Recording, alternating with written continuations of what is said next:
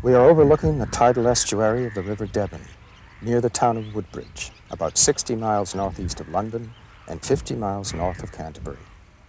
Behind me is the site of the greatest archaeological find of the Old English period, the Sutton Hoo ship burial. In 1939, the largest of the several barrows or burial mounds on the site was opened. It revealed the remains of a ship whose overall length was 89 feet. The site had never been ransacked. Inside was a royal funeral deposit dating from 625 to 630 AD, approximately 100 years before the earliest date usually given to the composition of Beowulf. The burial was pagan. The ship was laden with treasure and with everyday utensils. Its bow was pointed away from the sea to bear its royal dead on a journey through the darkness of earth.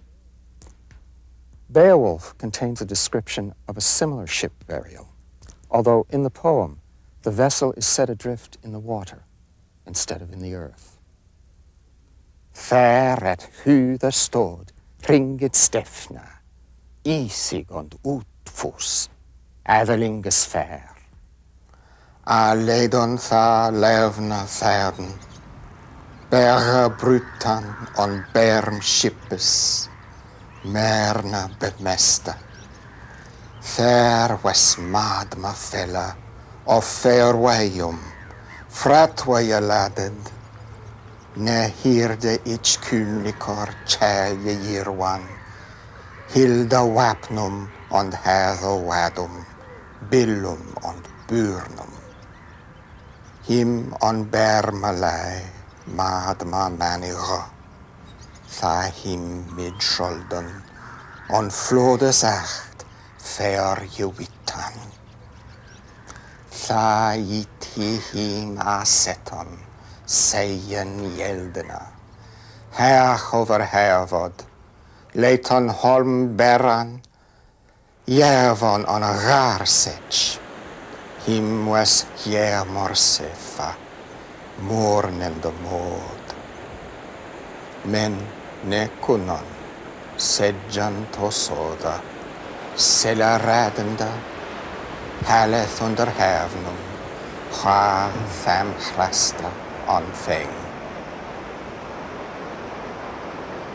Initially, to the modern listener, the most striking aspect of Beowulf is the sheer power of its sound. But beyond that power of sound, pure horror is at the heart of the poem's greatness.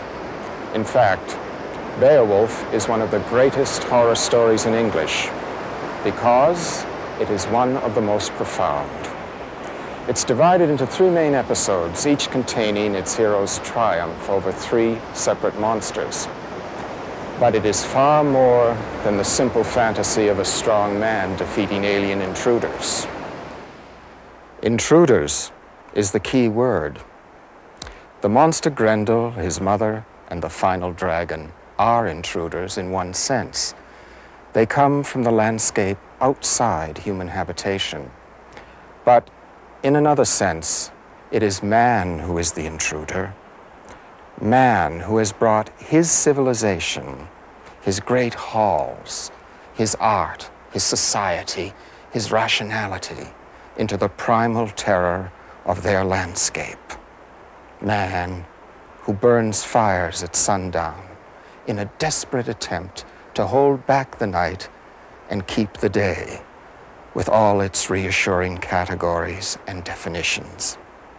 In the daylight, this is this and that is that, and we, in the midst of a knowable world, know who and what we are. If things go wrong, there is illumination by which we can set them right. But the monster Grendel is from the dark. He is a shadow-yenga, a shadow walker, a mera merkstappa, a wanderer of the waste borderlands, an inhabitant of the Duurland, the secret land, the Wolfhredo, the wolf cliffs. His very nature walks the waste border between man and the beast.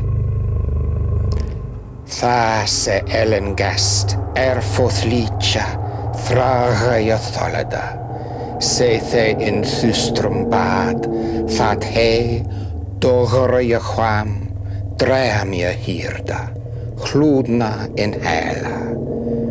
There was herpen sway, swutol sang shoppers, seda se the cwtha, frumsheft fira, feran rechan, quath at se elmitiga, erdan workta. Ulit berk na wang swa water beboogeth, je setta sia gredig, sunna, and mona, leamon to lechta lan boondum.